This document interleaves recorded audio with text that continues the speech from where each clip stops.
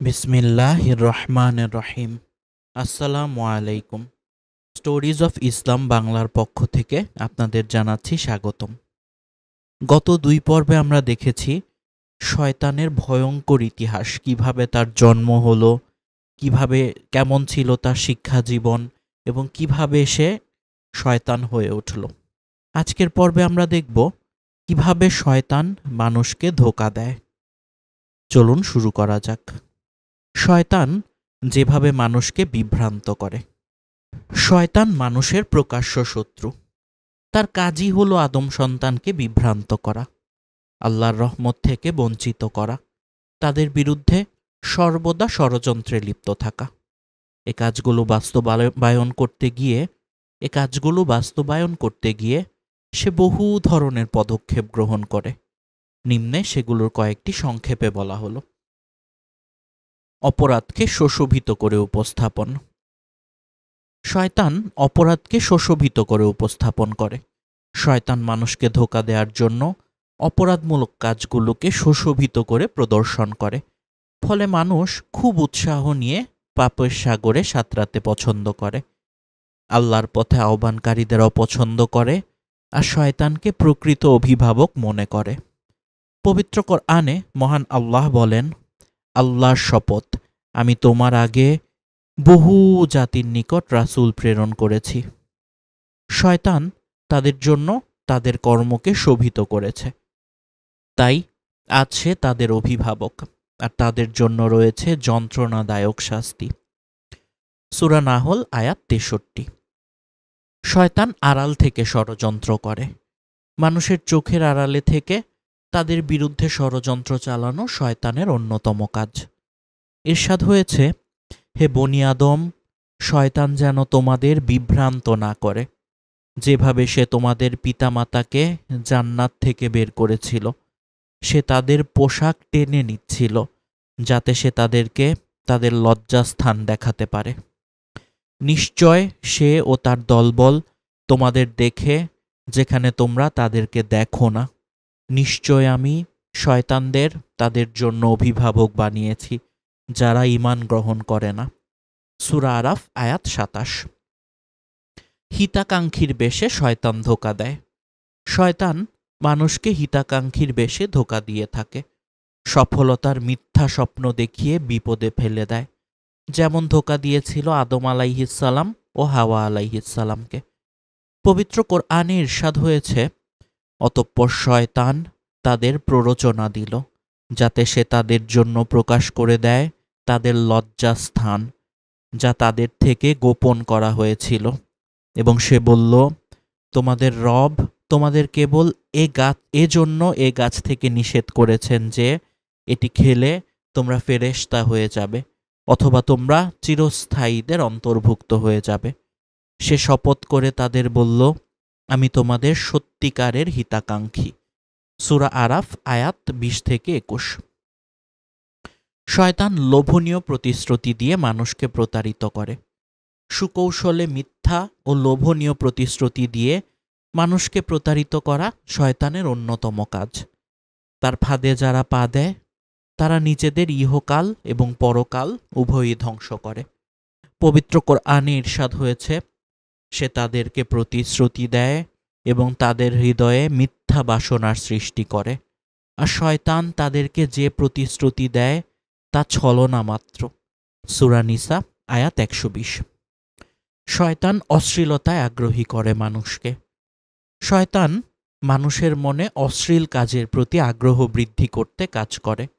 সে তার দোসরদের দিয়ে মানুষের মধ্যে অশ্লীলতা ছড়ায়।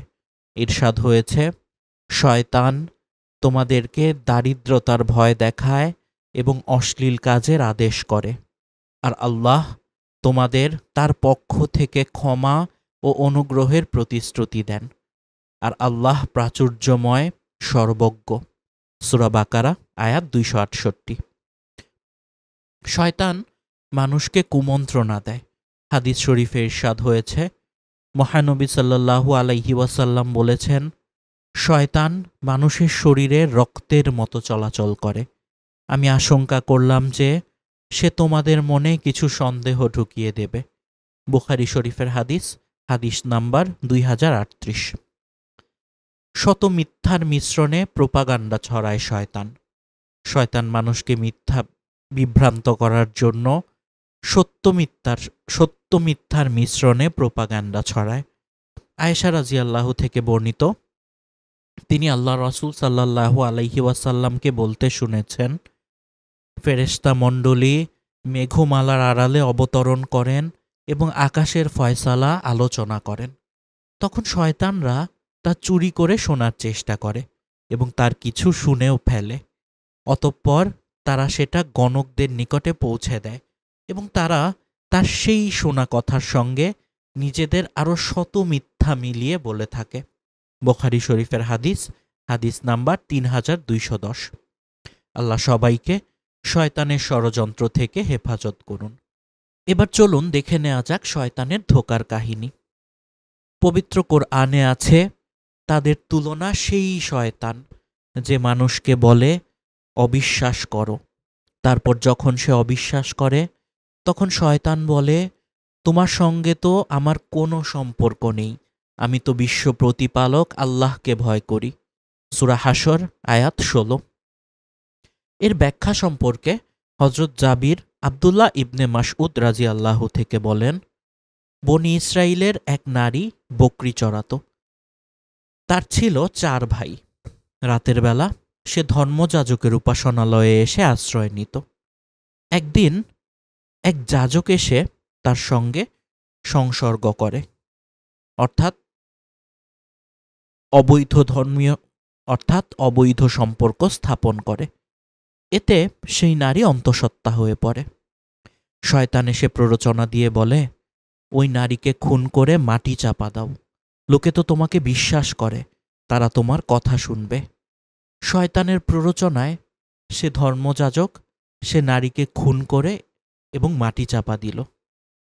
এবার শয়তান স্বপ্নে নারীর ভাইদের কাছে উপস্থিত হয়। তাদেরকে বলে, উপাসনালয়ের যাজক তোমাদের বোনের সঙ্গে অন্যায় করেছে এবং সে অন্তঃসত্ত্বা হয়ে পড়ায় তাকে খুন করে অমুক স্থানে মাটি চাপা দিয়েছে। সকাল হলে ভাইদের একজন বলল, আল্লাহর কসম, গত রাতে আমি এক আশ্চর্যজনক স্বপ্ন দেখি, সেটি তোমাদের বলবো কি বলবো না তা স্থির করতে পারছি না। অন্য ভাই বলল, তুমি বরং ওই স্বপ্নের কথা আমাদের বলো। সে তা বর্ণনা করল। আরেক ভাই বলল, আমিও স্বপ্নে তাই দেখেছি। তৃতীয়জন বলল, আমিও তাই দেখেছি। তখন তারা বলাবলি করে, নিশ্চয়ই এর মধ্যে কোনো রহস্য আছে। তারা সবাই তাদের শাসনকর্তাকে যাজকদের বিরুদ্ধে প্রতিশোধ নিতে উদ্বুদ্ধ করে। তারপর সবাই যাজকের কাছে যায়, তাকে উপাসনালয় থেকে নামিয়ে আনে। এ সময় শয়তান যাজকের কাছে উপস্থিত হয়ে বলে, আমি তোমাকে এ বিপদে ফেলেছি, আমি ছাড়া কেউ তোমাকে এখান থেকে উদ্ধার করতে পারবে না। সুতরাং তুমি আমাকে একটি সিজদা করো, আমি তোমাকে যে বিপদে ফেলেছি তা থেকে উদ্ধার করব। তারপর যাজক তাকে সিজদা করল। তারপর শাস্তি বিধানের জন্য যখন শাসনকর্তার কাছে তাকে নিয়ে গেল, তখন শয়তান ওই জায়গা থেকে সরে পড়ল এই বলে, তোমাদের সাথে আমার কোনো সম্পর্ক নেই, আমি তো জগৎসমূহের প্রতিপালক আল্লাহকে ভয় করি।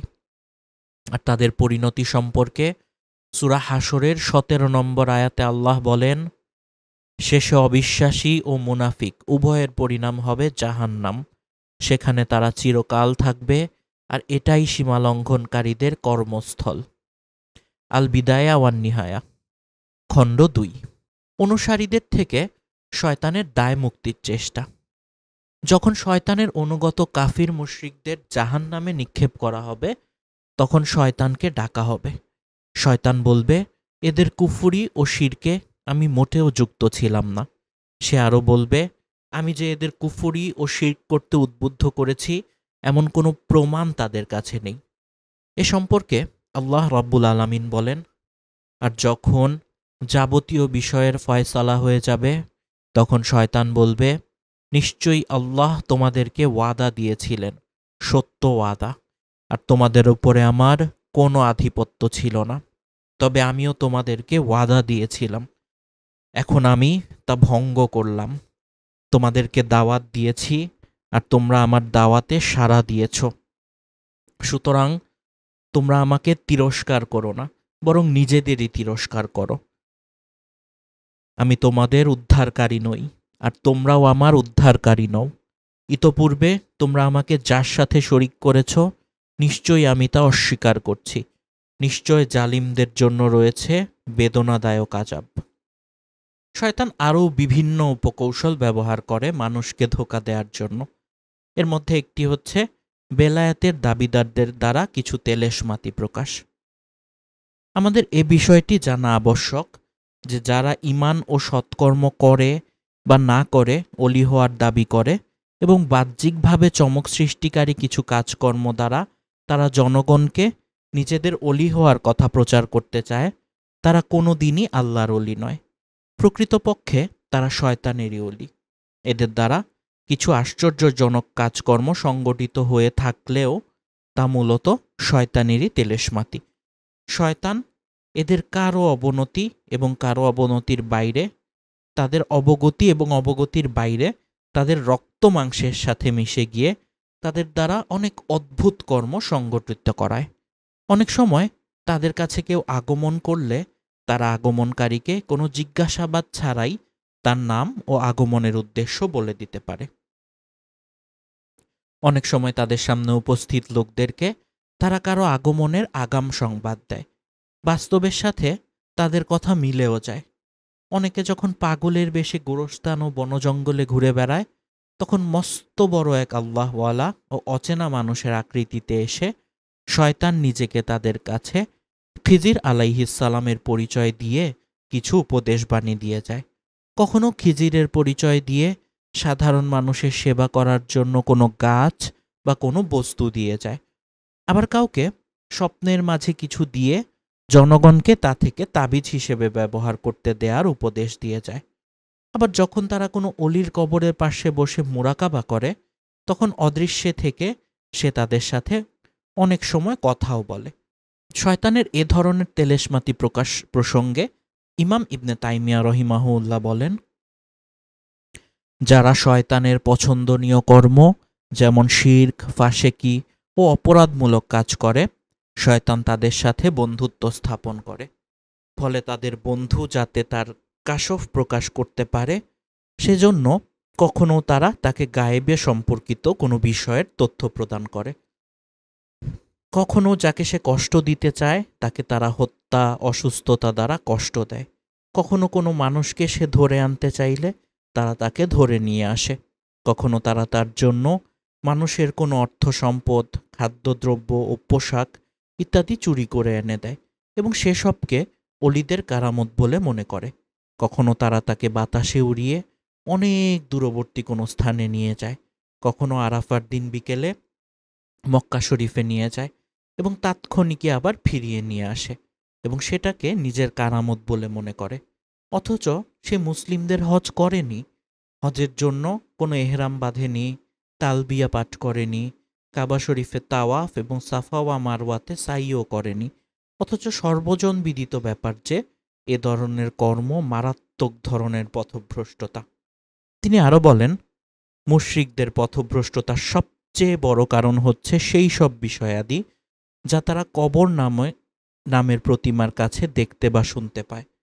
উদাহরণস্বরূপ, যেসব বিষয়ের কথা বলা যায় যা তারা কোনো অনুপস্থিত ব্যক্তির আগমন সম্পর্কে আগাম সংবাদ বা এমন কোনো বিষয় যার দ্বারা কোনো প্রয়োজন পূর্ণ হয়েছে বা অনুরূপ কিছু শুনতে বা দেখতে পায়, সেই সব মুশরিকদের মধ্যকার কেউ যখন কোনো কবর ফেটে উজ্জ্বল কোনো শেখকে বেরিয়ে এসে তাকে আলিঙ্গন করতে অথবা তার সাথে কথা বলতে দেখে, তখন সে মনে করে এই শেখ হলেন কবরস্থ নবী। অথচ প্রকৃতপক্ষে নবীর কবর ফেটে যায়নি, শয়তানি তাকে নাটক করে দেখিয়েছেন। তিনি আরও বলেন, যারা মৃত কোনো নবী বা অপর কাউকে আহ্বান করতে বা তাদের নিকট সাহায্যের আবেদন করতে অভ্যস্ত রয়েছে, তারা দূর থেকে যখন তাদেরকে সাহায্যের জন্য আবেদন করে, তখন তারা তাদের আকৃতিতে কাউকে দেখতে পায়, অথবা যাকে তারা দেখতে পায় তাকে তারা তাদের আকৃতির মতো বলে মনে করে এবং সে দৃশ্যমান লোক তাদেরকে বলে, আমি অমুক। এই বলে সে তাদের সাথে কথা বলে, তাদের প্রয়োজন পূর্ণ করে দেয়। তখন তারা মনে করে যে মৃত ব্যক্তিকে তারা সাহায্যের জন্য আহ্বান করেছিল, সেই মৃত ব্যক্তি তাদের সাথে কথা বলেছে ও তাদের প্রয়োজন পূর্ণ করে দিয়েছে। অথচ এ কথোপকথনকারী হচ্ছে জিন ও শয়তান। এভাবে বিভিন্ন উপায়ে শয়তান তার তেলেশমতি প্রকাশ করে এদেরকে সাধারণ মানুষ এবং সাধারণ লোকদেরকে তাদের অলি হওয়া এবং তাদের দ্বারা সংঘটিত বিষয়াদিকে তাদের অলি হওয়ার নিদর্শন বা কারামত বলে বোঝাতে চেষ্টা করে। পক্ষান্তরে যারা প্রকৃত পক্ষে আল্লাহর অলি, সাধারণত তাদের দ্বারা কোনো কারামত প্রকাশিত না হওয়ায় এবং তাদের দ্বারা শয়তানের কোনো তেলেশমাতি প্রকাশিত না হওয়ায় অজ্ঞ লোকেরা তাদেরকে সাধারণ মানুষ হিসেবে গণ্য করে। অপরদিকে যে সকল সৎ ব্যক্তিদের দ্বারা তাদের জীবনকালে আল্লাহ কোনো কারামত প্রকাশ করেছিলেন, তাদের কবরগুলিকেও শয়তান তার তেলেশমাতি প্রকাশের আস্তানায় পরিণত করে। তাদের কবরের খাদিমদের রক্ত মাংস মিশে যেয়ে যেমন তাদের দ্বারা অনেক তেলেশমাতি প্রকাশ করে, তেমন কবরে অবস্থান গ্রহণকারী বা জিয়ারতকারীদেরও নানাভাবে তেলেশমাতি দেখিয়ে বিভ্রান্ত করে। সময়ের পরিবর্তনে ধর্মের ক্ষেত্রে মানুষের অজ্ঞতা যতই বাড়ছে, শয়তানের তেলেশমাতি প্রকাশের ধরনও ততই বাড়ছে। যারা ফকিরি বেশে রাস্তায় উলঙ্গ বা অর্ধ অলঙ্গ হয়ে ঘুরে বেড়ায়, শয়তান তাদের সাথে মিশে তার তেলেশমাতি প্রকাশ করে। এ অবস্থায় কবরে যারা ঘুরে বেড়ায়, অজ্ঞ লোকদের দৃষ্টিতে তাদেরকেও অলি বানিয়ে ছাড়ে। এ জাতীয় অলিদের প্রসঙ্গে মাওলানা আশরাফ আলী থানভী রহিমাহুল্লাহ বলেন, কেউ যদি তার কাশফ দ্বারা অদৃশ্য কোনো বিষয় বা ভবিষ্যতের কোনো বিষয়ের সংবাদ দেয়, তাহলে এটি সে ব্যক্তির কামিল হওয়ার কোনো দলিল নয় এবং এটি তার আল্লাহর নিকটবর্তী হওয়ার প্রমাণ বহন করে না। কারণ কারো কাশফ হওয়ার জন্য সে ব্যক্তির মুসলিম হওয়া শর্ত নয়, কেননা কাশফ একজন পাগল ও কাফির ব্যক্তিরও হতে পারে। প্রকৃত কথা হলো, অদৃশ্য সম্পর্কে কাশফ হওয়ার বিষয়টি শরীরের একটি গোপন শক্তির সাথে সম্পর্কযুক্ত। এটি একজন কাফির, ফাসিক ও পাগলেরও হতে পারে এবং তাদের অধিকাংশ কাশফ বাস্তবের সাথে মিলেও যায়। এ জাতীয় কাশফ প্রকাশকারীদের আল্লাহর নিকটবর্তী হওয়ার সাথে কোনো সম্পর্ক নেই। তবে সাধারণ লোকেরা বর্তমানে এ ধরনের কাশফের দ্বারাই আকৃষ্ট হয়। যখনই এমন কোনো ব্যক্তির দ্বারা কোনো কাশফ হতে দেখে, তখনই তারা সে ব্যক্তিকে কামিল মানুষ বলে মনে করে, ফলে নিজেরা এতে বিভ্রান্ত হয়, অপরকেও বিভ্রান্ত করে। তাই কারো দ্বারা কোনো কাশফ হওয়া বা কোনো ধরনের তেলেশমাতি প্রকাশিত হওয়া দেখলেই আমাদের বিভ্রান্ত হওয়া চলবে না। এ জাতীয় লোকদের ব্যাপারে সতর্ক থাকার জন্য ইমাম শাফি রহিমাহুল্লাহ বলেন, যখন তোমরা কোনো ব্যক্তিকে পানির উপরে চলতে এবং বাতাসে উড়ে বেড়াতে দেখো, তখন কোরআন ও সুন্নাতের সাথে সে ব্যক্তির কর্ম ও আচরণ মিলিয়ে না দেখে তার দ্বারা প্রতারিত হবে না। মানুষের ঘাড়ে শয়তানের সওয়ার হওয়ার প্রমাণ। যারা অলি না হয়েও বেলায়েতের মিথ্যা দাবি করে, শয়তান যে তাদের ঘাড়ে সওয়ার হয়ে তেলেশমাতি দেখায়, এর প্রমাণে মহান আল্লাহ বলেন, আপনি বলুন, আমি কি তোমাদেরকে তাদের সন্ধান দেব যাদের উপরে শয়তানরা অবতীর্ণ হয়? শয়তান তো অবতীর্ণ হয় প্রত্যেক মিথ্যুক ও পাপিষ্টের উপর। শয়তান মানুষদের পথভ্রষ্ট করার জন্য যেমন বেলায়েতের মিথ্যা দাবিদার এবং পাপিষ্টদের সাথে সখ্যতা গড়ে তোলে, তেমনি সে অনেক ভালো মানুষদেরও বিভ্রান্ত করার জন্য তাদের সাথে সখ্যতা গড়ে তোলার চেষ্টা করে। যারা শরিয়ার জ্ঞানে পরিপক্কতা থাকে না, আল্লাহর রহমতে তারা তার বিভ্রান্তির হাত থেকে রক্ষা পান, কিন্তু যাদের জ্ঞানের পরিধি স্বল্প, তারা অনেক সময় তার বিভ্রান্তির শিকার হন। একদা আব্দুল কাদির জিলানী রহিমাহুল্লাহকেও শয়তান বিভ্রান্ত করতে এসেছিল। তিনি বলেন, একদা আমি উপাসনায় লিপ্ত ছিলাম। হঠাৎ করে একটি বড় আরশ দেখতে পেলাম, যার উপরে রয়েছে একটি নূর। সে নূর থেকে আমাকে সম্বোধন করে বলা হলো, হে আব্দুল কাদির, আমি তোমার রব। অন্যের উপর আমি যা হারাম করেছি, তোমার জন্য তা হালাল করে দিলাম। এ কথা শোনার পর আব্দুল কাদির বললেন, তুমি কি সেই আল্লাহ যিনি ব্যতীত অপর কোনো ইলাহ নেই? হে আমার শত্রু, দূর হও এখান থেকে। তিনি বলেন, এ কথার পর আরশের সেই আলো ছিন্ন ভিন্ন হয়ে গেল এবং তা অন্ধকারে পরিণত হল। অবশেষে আমাকে লক্ষ্য করে শয়তান বলল, দিনের ব্যাপারে তোমার অগাধ জ্ঞান ও তোমার নিজের অবস্থা সম্পর্কে তোমার সম্যক অবগতির দ্বারা আমার চক্রান্ত থেকে তুমি বেঁচে গেলে। আমি এই প্রক্রিয়ায় ৭০ ব্যক্তিকে বিভ্রান্ত করেছি। শয়তান যদি আব্দুল কাদির জিলানীর মতো ব্যক্তিকে বিভ্রান্ত করার জন্য চেষ্টা করতে পারে, তাহলে যারা জ্ঞান ও তাকওয়ার ক্ষেত্রে তার সমতুল্য নয়, তাদের কাছে যে সে কতভাবে বিভ্রান্ত করার চেষ্টা করতে থাকবে তা সহজেই অনুমান করা যায়। বস্তুত যারা নিজেদেরকে আল্লাহর ওলি বলে প্রচার করে, যারা বেলায়েত লাভের ফিকির নিয়ে বিভিন্ন কবর ও জঙ্গলে পাগল বা মজুর হয়ে ঘুরে বেড়ায়, শয়তান এদেরকে অধিক হারে তার তেলেশমাতি দেখিয়ে বিভ্রান্ত করে। সে জঙ্গলে ও কবরে তাদের নিকট খিজিরের পরিচয় নিয়ে আগমন করে, আবার কারো কাছে আব্দুল কাদির রহিমাহুল্লাহর নিকট আগমনের ন্যায় আল্লাহর পরিচয় দিয়ে আগমন করে। যেমন মাহবুবে খোদা দেওয়ানবাগি এমনটি দাবি করেছে, সে নাকি আল্লাহ তাআলাকে একটি যুবকের মতো দেখেছে। মোট কথা, যারাই আল্লাহর অলি হওয়ার শরিয়া নির্ধারিত ঈমান ও তাকওয়ার পথ বাদ দিয়ে বৈরাগ্য অবলম্বনের মাধ্যমে আল্লাহর অলি হতে চায় এবং এ অবস্থায় আল্লাহ রাসূল, খিজির ও কোনো অলির সাথে সাক্ষাৎ পেতে চায়, শয়তান তাদের সাথে কোনো একটি আকর্ষণীয় আকৃতিতে এসে বলে, আমি আল্লাহ বা আল্লাহ রাসূল বা খিজির অথবা সেই অলি যার সাথে তুমি সাক্ষাতের জন্য অধীর আগ্রহে অপেক্ষা করছ। কিন্তু তারা তাদের অজ্ঞতার কারণে এ কথা বুঝে উঠতে পারে যে আসলে তাদের সাথে যে সাক্ষাৎ করেছে সে হলো শয়তান। আল্লাহ ও তার রাসূলকে কারা স্বপ্নে দেখতে পারেন? আল্লাহ ও রাসূল সাল্লাল্লাহু আলাইহি ওয়াসাল্লামকে স্বপ্নে কেবল তারাই দেখতে পারেন যারা ঈমান ও আমলে সালেহ এর গুণে গুণান্বিত।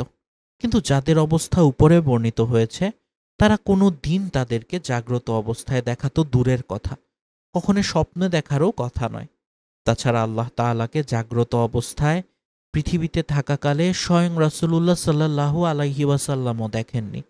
মেরাজের রাতে কোনো এক স্থানে আল্লাহর সাথে তার একান্ত কথাবার্তা হওয়ার সময় তিনি কি আল্লাহ তাআলাকে স্বচক্ষে দেখেছিলেন? এ নিয়ে মুসলিম মনীষীদের মধ্যে মতভেদ রয়েছে। কারো মতে স্বচক্ষে দেখেছেন, তবে অধিকাংশ মনীষীদের মতে স্বচক্ষে দেখেননি, বরং অন্তর্চক্ষু দিয়ে দেখেছিলেন এবং পর্দার অন্তরাল থেকেই উভয়ের মাঝে কথাবার্তা হয়েছিল।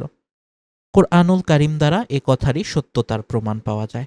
মহান আল্লাহ বলেন, আর কোনো মানুষের পক্ষে এমনটি হওয়া সম্ভবপর নয় যে আল্লাহ তার সাথে সরাসরি কথা বলবেন, তবে তিনি মানুষের সাথে ইলহাম বা পর্দার অন্তরাল থেকে কথা বলেন, অথবা সেজন্য তিনি কোনো দূত প্রেরণ করেন। অতঃপর সে দূত আল্লাহ যা চান তার অনুমতিক্রমে পৌঁছে দেন। এ আয়াত দ্বারা প্রমাণিত হয় যে মহান আল্লাহ মানুষের সাথে মোট ৩ ভাবে কথা বলেন। ১. ওহী, অর্থাৎ গোপন পন্থায় ইলহাম বা স্বপ্নের মাধ্যমে। এ প্রক্রিয়ায় তিনি নবী রাসূল ও সাধারণ মানুষের সাথে কথা বলেন। ২. পর্দার অন্তরাল থেকে কথা বলেন। ৩. রসূল তথা ফেরেশতা প্রেরণের মাধ্যমে কথা বলেন। মাওলানা মুফতি মোহাম্মদ শফিও উপর্যুক্ত আয়াতের ব্যাখ্যায় এ অভিমত ব্যক্ত করেছেন। আল্লাহ তাআলা যখন মানুষের সাথে উপর্যুক্ত ৩ মাধ্যমে কথা বলে থাকেন, তখন স্বাভাবিকভাবে একথা প্রমাণিত হয় যে মেরাজের রজনীতে তিনি রাসূলুল্লাহ সাল্লাল্লাহু আলাইহি ওয়াসাল্লামের সাথে পর্দার অন্তরাল থেকেই কথা বলেছিলেন। মুসাও আল্লাহ তাআলাকে সরাসরি দেখার জন্য আবেদন করেছেন। আল্লাহ তাকে বলেছিলেন, তুমি আমাকে কশমিনকালেও সরাসরি দেখতে পারবে না, তবে তুমি পাহাড়ের দিকে তাকাও, সেটি যদি স্বস্থানে দাঁড়িয়ে থাকে তাহলে তুমি আমাকে দেখতে পাবে। অতঃপর যখন তার প্রভু পাহাড়ের উপর আপন জ্যোতির বিকিরণ ঘটালেন, তখন তিনি সেটাকে বিধ্বস্ত করে দিলেন এবং মুসা অজ্ঞান হয়ে গেলেন। এ আয়াত দ্বারাও প্রমাণিত হয় যে এ দুনিয়ায় থাকা অবস্থায় বা আখিরাতের পূর্বে আল্লাহ তাআলাকে স্বচক্ষে দেখা কোনো নবী রাসূল ও অলিদের পক্ষে সম্ভবপর নয়। যুক্তির দিক থেকে দুনিয়ায় আল্লাহ তাআলাকে স্বচক্ষে দেখার সম্ভাবনা থাকলেও বাস্তবে যখন মুসা এবং আমাদের রাসূল সাল্লাল্লাহু আলাইহি ওয়াসাল্লামের পক্ষে আল্লাহ তাআলাকে সরাসরি দেখা সম্ভব হয়নি, তখন অন্য কারো পক্ষে যে তা আদৌ সম্ভবপর হবে না তা বলাই বাহুল্য। এরপরেও কেউ যদি দুনিয়ায় আল্লাহকে সরাসরি স্বচক্ষে দেখেছে বলে দাবি করে, তবে সে যে একজন মস্ত বড় মিথ্যুক হবে তাতে সন্দেহের কোনো অবকাশ নেই। যারা রাসূলুল্লাহ সাল্লাল্লাহু আলাইহি ওয়াসাল্লাম ব্যতীত অপর কারো জন্যে এ পৃথিবীতে আল্লাহ তাআলাকে স্বচক্ষে দেখার কথা বিশ্বাস করে, এদেরকে ইমাম কাশআফি অমুসলিম বলে আখ্যায়িত করেছেন। ইমাম কাওয়াশি অমুসলিম বলে আখ্যায়িত করেছেন। আকীদা বিষয়ক কবিতায় জনৈক কবি বলেন, যে বলে আল্লাহকে দুনিয়ায় স্বচক্ষে দেখা যায়, সে হলো জিন্দিক, সে তো সীমা লঙ্ঘন করেছে, আল্লাহর কিতাব এবং রাসূলদের বিরুদ্ধাচরণ করেছে, আর শরিয়াত থেকে বিপথগামী হয়ে বহু বহু বহু দূরে চলে গেছে। অপরদিকে রাসূলুল্লাহ সাল্লাল্লাহু আলাইহি ওয়াসাল্লামের উফাতের পর তাকেও তার সাহাবীগণ কখনও জাগ্রত অবস্থায় দেখতে পায়নি। এমতাবস্থায় যারা আল্লাহ ও তার রাসূলকে জাগ্রত অবস্থায় দেখার কথা বলে, তারা আসলে শয়তানকেই দেখে। রাসূলুল্লাহ সাল্লাল্লাহু আলাইহি ওয়াসাল্লামকে যারা স্বপ্নে দেখে, তারা তাকে জাগ্রত অবস্থায়ও দেখতে পাবে। এ মর্মে একটি হাদিস বর্ণিত হয়ে থাকলেও রাসূলুল্লাহ সাল্লাল্লাহু আলাইহি ওয়াসাল্লামের মুখ নিঃসৃত মূল বাণীটি কি, এ নিয়ে হাদিসের বর্ণনাকারীদের মধ্যে মতভেদ রয়েছে।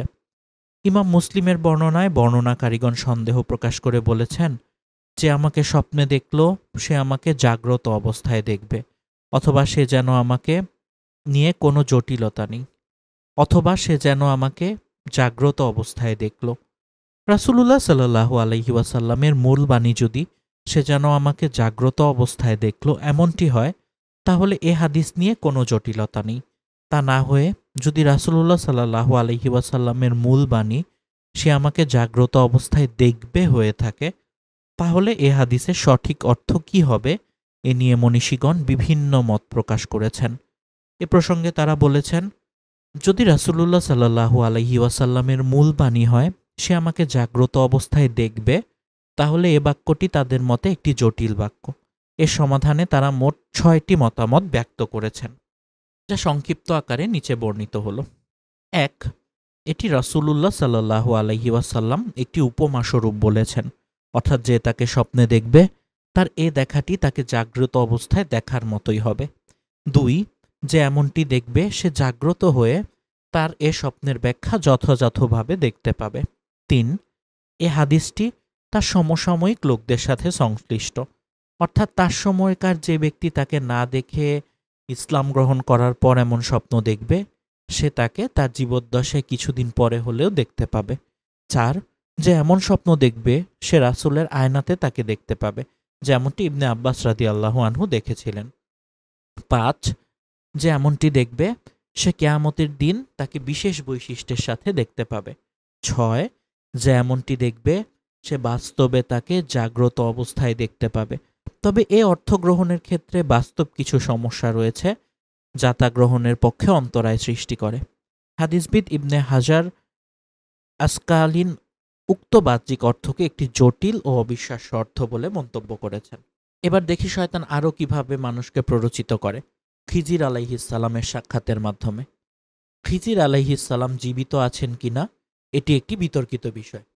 যদি তিনি জীবিত থাকতেন তবে রাসূলুল্লাহ সাল্লাল্লাহু আলাইহি ওয়াসাল্লামও তার সাহাবীদের সাথে কম হলেও ২-১ বার সাক্ষাৎ করতেন, কিন্তু তাদের সাথে কখনো তার সাক্ষাৎ হয়েছে বলে প্রমাণ পাওয়া যায় না। অর্থাৎ খিজির আলাইহিসসালাম রাসূলুল্লাহ সাল্লাল্লাহু আলাইহি ওয়াসাল্লাম অথবা তার সাহাবীদের সাথে কোনোদিন সাক্ষাৎ করেননি। এমতাবস্থায় বেলায়েতের দাবিদার ও পাগলদের সাথে তার সাক্ষাতের কথা কি করে সত্য হতে পারে? এতে প্রমাণিত হয় যে বেলায়েতের দাবিদারগণ শরঈ দৃষ্টিতে কোনো অবস্থাতেই আল্লাহর ওলি নয়, তারা শয়তানের ওলি। দুঃখজনক হলেও সত্য যে বর্তমানে সাধারণ মানুষের কাছে এরাই হলো আল্লাহর বড় ওলি। শয়তান এদের মাধ্যমেই সমাজে তার ষড়যন্ত্রের জাল বিস্তার করে রেখেছে। বড় বড় ওলিদের কবরে আস্তানা গেড়ে বসে থেকে সেখানে নিবেদনকারীদের যেসব মনোবাঞ্ছা তার পক্ষে পূর্ণ করা সম্ভব তা সে পূর্ণ করে দিচ্ছে, আর এর দ্বারা সাধারণত লোকদেরকে সহজেই তার শিকারে পরিণত করছে। সাধারণ লোকেরা এগুলোকে সেসব অলি ও বেলায়েতের মিথ্যা দাবিদারকে রুহানি শক্তির বলে প্রকাশিত কেরামত হিসেবে মনে করছে। এবার চলুন দেখে নেওয়া যাক প্রকৃত অলির পরিচয়। এর আগে আমরা দেখি তৃতীয় অপকৌশলটি কি, শয়তানের মানুষকে বিভ্রান্ত করা। অলিগণ মানুষের আহ্বান শ্রবণ করতে পারেন বলে ধারণা প্রদান। যে মানুষ মরে যায় সে মানুষ আমাদের দৃষ্টিতে কোনো অলি হন আর নাই হন, তিনি মরে যাওয়ার পর তার আর কোনো অনুভূতি থাকে না। তাকে হাজারবার আহ্বান করলেও তিনি আর তা শুনতে পান না। এটিই হচ্ছে বাস্তবতা। কিন্তু শয়তান অলিগণের ব্যাপারে সাধারণত জনমনে একটি স্বতন্ত্র ধারণা দিতে চেষ্টা করছে যে তারা মরেও মরে না, তারা কেবল ইন্তেকালের বা স্থানান্তরিত হন। পরিবর্তনের পর তাদের রুহানি শক্তি পূর্বের চেয়ে আরও বৃদ্ধি পায়। এ কারণেই যে যেখান থেকেই তাদেরকে সাহায্যের জন্য আহ্বান করুক না কেন, তারা নিজ নিজ কবর থেকেই তা শুনতে পান এবং আহ্বানকারী ব্যক্তির উপকার করেন, প্রয়োজনে আল্লাহর কাছে সুপারিশ করেন। শয়তানের ওই অপকৌশল ছিন্ন করার জন্য আমাদেরকে দুটি বিষয় নিয়ে আলোচনা করতে হবে। এক, মানুষের দেহ থেকে আত্মা বেরিয়ে যাওয়ার পর মানুষ কি মরে যায় না ইন্তেকাল করে?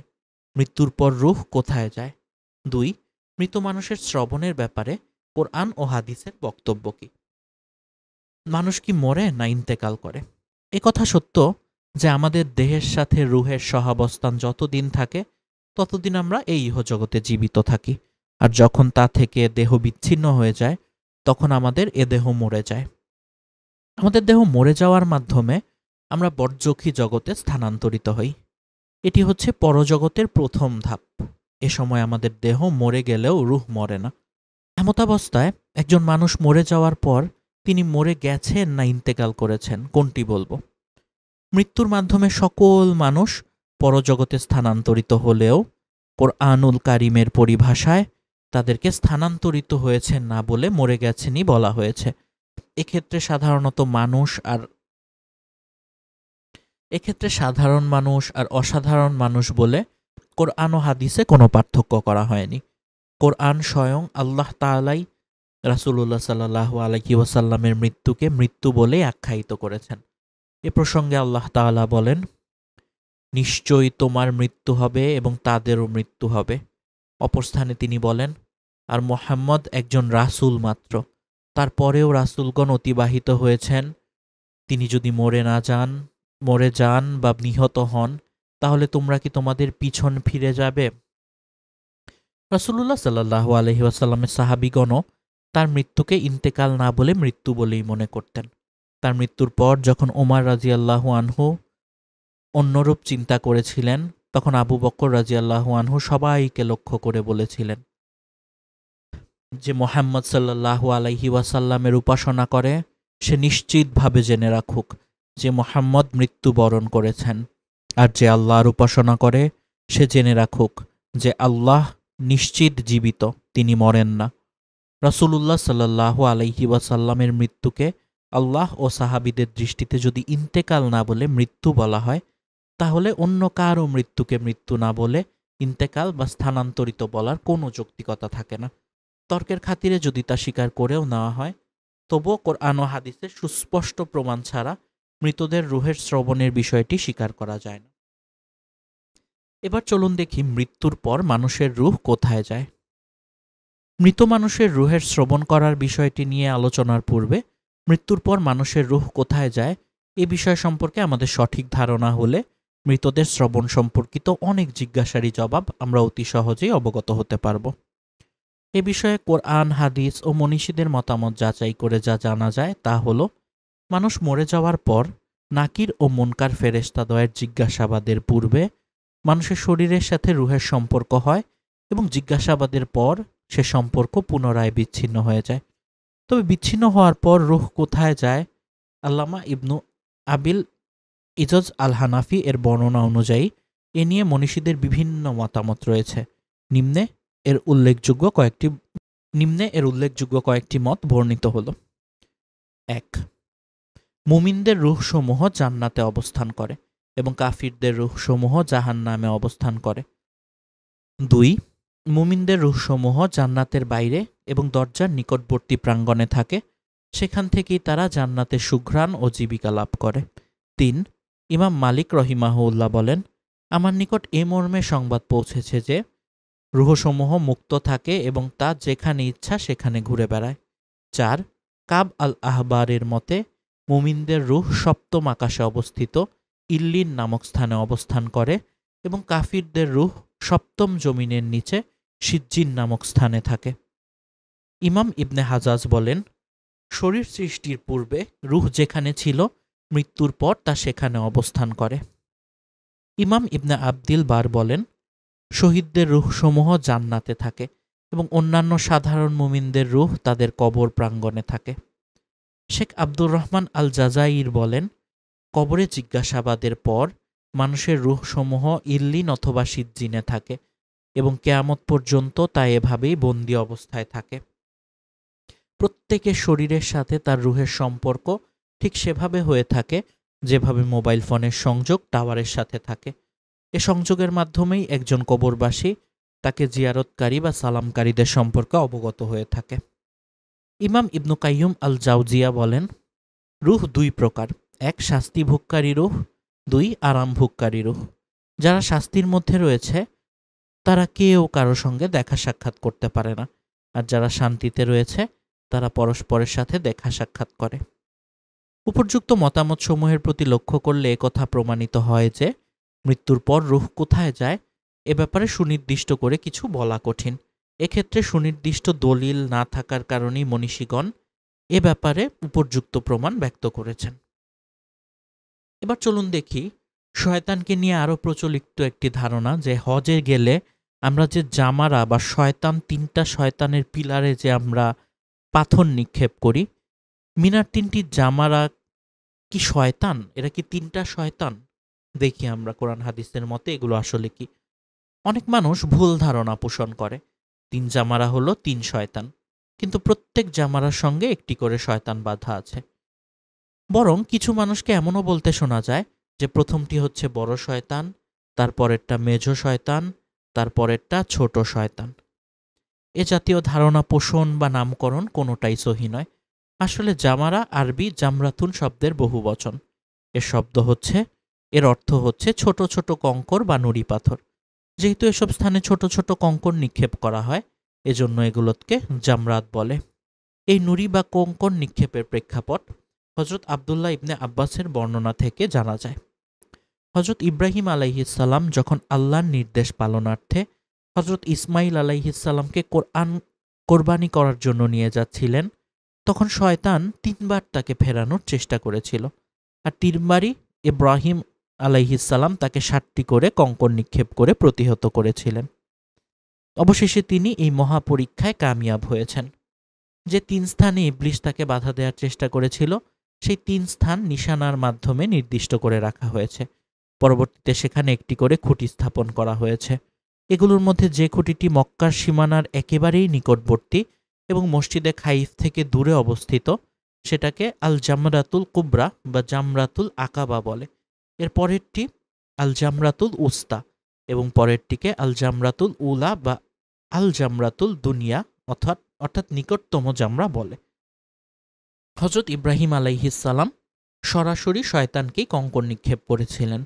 আজ তার অনুসরণে ওই সকল স্থানে কঙ্কর নিক্ষেপ করা হয় যেখানে যেখানে শয়তান তাকে বাধা দিয়েছিল, আর তিনি কঙ্কর মেরে ওকে প্রতিহত করেছিলেন। আমাদের কঙ্কর নির্দেশের উদ্দেশ্য হল মিল্লাতে হানিফ, মিল্লাতে তাওহিদের ইমাম হজরত ইব্রাহিম আলাইহিসসালামের অনুসরণ এবং তার কাজের হুবহু অনুকরণ।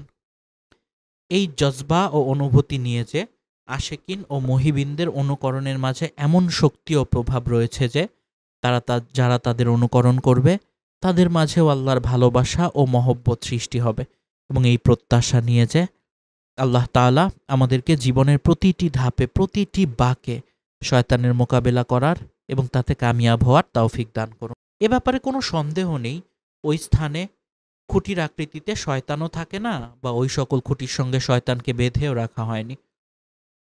কিন্তু যদি আল্লাহ তাআলার বরত্বের প্রতি বিশ্বাস রেখে চিরস্থায়ী চিরশত্রু শয়তানের বিরোধিতা করার সংকল্প নিয়ে জবানে আল্লাহ তাআলার তাওহীদের ঘোষণা দিয়ে আল্লাহু আকবার বলে কঙ্কর নিক্ষেপ করা হয়, তাহলে সেটা হবে শয়তানের মুখে কালি মেখে তাকে অপদস্থ করা। এর দ্বারা শয়তানের কোমর ভেঙে যায় এবং সে হতাশ হয়ে যায়।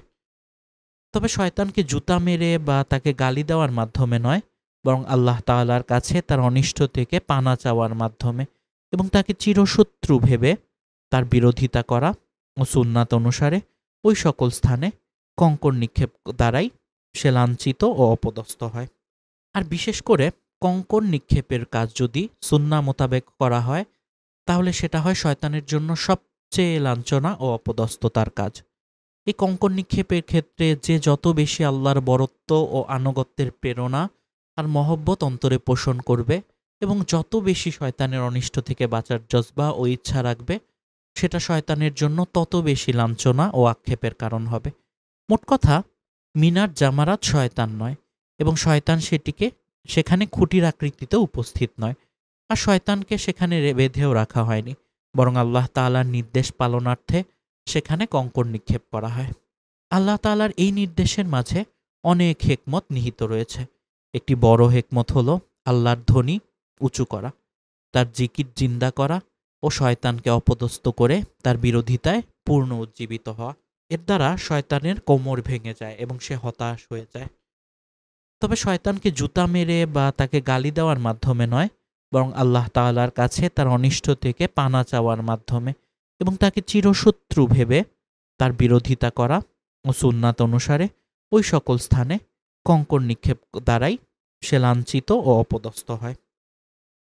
আর বিশেষ করে কঙ্কর নিক্ষেপের কাজ যদি সুন্নাহ মোতাবেক করা হয়, তাহলে সেটা হয় শয়তানের জন্য সবচেয়ে লাঞ্ছনা ও অপদস্থতার কাজ। এই কঙ্কর নিক্ষেপের ক্ষেত্রে যে যত বেশি আল্লাহর বরত্ব ও আনুগত্যের প্রেরণা আর মহব্বত অন্তরে পোষণ করবে এবং যত বেশি শয়তানের অনিষ্ট থেকে বাঁচার জজবা ও ইচ্ছা রাখবে, সেটা শয়তানের জন্য তত বেশি লাঞ্ছনা ও আক্ষেপের কারণ হবে। মোট কথা, মিনার জামারাত শয়তান নয় এবং শয়তান সেখানে খুঁটির আকৃতিতে উপস্থিত নয়। আর শয়তানকে সেখানে বেঁধেও রাখা হয়নি, বরং আল্লাহ তাআলার নির্দেশ পালনার্থে সেখানে কঙ্কর নিক্ষেপ করা হয়। আল্লাহ তাআলার এই নির্দেশের মাঝে অনেক হেকমত নিহিত রয়েছে। একটি বড় হেকমত হলো আল্লাহর ধ্বনি উঁচু করা, তার জিকির জিন্দা করা ও শয়তানকে অপদস্থ করে তার বিরোধিতায় পূর্ণ উজ্জীবিত হওয়া। এই মাধ্যমে শেষ হলো ইবলিস শয়তান নিয়ে, ইবলিস শয়তানের কাহিনী, তার ইতিহাস, কিভাবে শয়তানের হাত থেকে বেঁচে থাকব এবং কি কি করলে আমরা শয়তানের প্ররোচনা থেকে বেঁচে থাকতে পারবো ইত্যাদি নিয়ে আমাদের 3টি এপিসোড আজকে এখানেই শেষ হলো। আশা করি আপনারা ভবিষ্যতে আরও ভালো ভালো এমন কন্টেন্ট পাবেন এবং আমাদের চ্যানেলে প্রতিদিন আমরা ইসলামিক একটি করে ঘটনা নিয়ে ভিডিও প্রকাশ করছি। আপনাদের ভালো লাগলে প্লিজ কমেন্ট করে যাবেন। আপনারা কমেন্ট করলে আমরা জানতে পারবো আপনাদের ভালো লাগছে কি না আমাদের কাহিনী, অথবা আজকের এপিসোড আপনাদের কেমন লাগলো বা পুরা ইবলিস শয়তান সিরিজটা আপনাদের কেমন লাগলো। আপনারা প্লিজ কমেন্ট করে আমাদেরকে জানাবেন এবং ভবিষ্যতে আপনারা আরও কী ধরনের কন্টেন্ট চান সেটি আমাদেরকে দয়া করে কমেন্ট করে জানাবেন। লাইক করে দেবেন ভিডিওটা, আমাদের চ্যানেলের অন্য ভিডিওগুলো শোনার চেষ্টা করবেন, সেগুলোতে লাইক করবেন, কমেন্ট করবেন এবং বন্ধুদের সাথে শেয়ার করে আমাদের চ্যানেলটি ছড়িয়ে দিবেন। যত বেশি মানুষ আমাদের চ্যানেলটিকে শুনবে, তত আমাদের উদ্যোগ সার্থক হবে, আমাদের কষ্ট, আমাদের পরিশ্রম সার্থক হবে। প্রতিদিন একটা করে ভিডিও আপনাদের জন্য দিচ্ছি আমরা, প্রতিদিন প্রায় 1 ঘন্টা করে একটা ভিডিও আপনাদের জন্য আপলোড করছি। আমাদের এই পরিশ্রমটাকে কোনো পরিশ্রমই মনে হবে না যদি আপনাদের ভালোবাসা আমরা পাই, যদি আপনারা শুনেন এবং ছড়িয়ে দেন। ইসলামের এই বাণীগুলো আপনার বন্ধু বান্ধব, পরিবার, আত্মীয় স্বজনের কাছে ছড়িয়ে দেন, তাহলে আমাদের কষ্টটা সার্থক হবে। আশা করি আপনারা শেয়ার করবেন চ্যানেলটিকে, সবাই সাবস্ক্রাইব করে দেবেন। অনেকে আছেন যে আমাদের কাহিনীগুলো নিয়মিত শোনেন, আমাদেরকে ভালোবাসেন, কিন্তু সাবস্ক্রাইব করতে ভুলে যান। আজকে প্লিজ দয়া করে সাবস্ক্রাইব করে দিবেন, সবার সাথে শেয়ার করবেন। সবাই ভালো থাকবেন এবং আমাদের সবার জন্য দোয়া করবেন, সমগ্র মুসলিম উম্মার জন্য দোয়া করবেন। রমজানের এই মাসটা খুব গুরুত্বপূর্ণ, এই মাসে যেন আমাদের ইবাদত কোনোভাবেই মিস না হয় সে ব্যাপারটা খেয়াল রাখবেন। নামাজ যেন আমরা কোনোভাবেই আমরা যেন নামাজ ছেড়ে না দিই, সেই ব্যাপারটাতে খেয়াল রাখবেন সবাই। বেশি করে নামাজ আদায় করবেন, ইবাদত বন্দিগি করবেন, আস্তাগফিরুল্লাহ পাঠ করবেন, আল্লাহর কাছে ক্ষমা চাইবেন, নবীজির জন্য দুরূদ পাঠ করবেন, আল্লাহর কাছে ক্ষমা চাইবেন, সমগ্র মুসলিম উম্মার জন্য দোয়া করবেন, সবার জন্য দোয়া করবেন, সবাইকে নিয়ে ভালো থাকার চেষ্টা করবেন, নিরাপদে থাকার চেষ্টা করবেন। আল্লাহ যেন আমাদের সবাইকে নিরাপদে রাখেন, হেফাজতে রাখেন, সেই দোয়া করবেন। সবাই ভালো থাকবেন, সুস্থ থাকবেন। আবারও আপনাদের কাছে হাত জোর করে অনুরোধ করছি, প্লিজ আমাদের চ্যানেলটিকে সাবস্ক্রাইব করে দিবেন, সবার সাথে শেয়ার করে দিবেন বেল আইকনটিতে ক্লিক করে দেবেন যেন নোটিফিকেশান আপনারা ভিডিওটি প্রকাশ হওয়ার সঙ্গে সঙ্গে পেয়ে যান। লাইক করবেন, কমেন্ট করবেন। ভালো থাকবেন সবাই। আমার জন্য দোয়া করবেন। আসসালামু আলাইকুম।